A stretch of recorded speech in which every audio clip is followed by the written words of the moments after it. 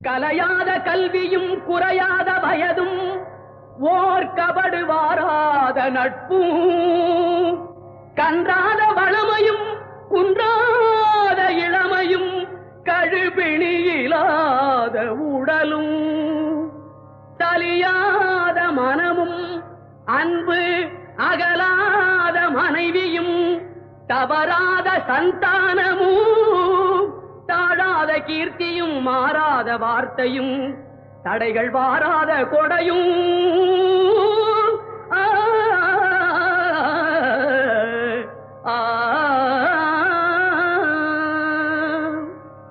தொலையாத நிதியமும் கோணாத கோலும் ஒரு துன்பமில்லாத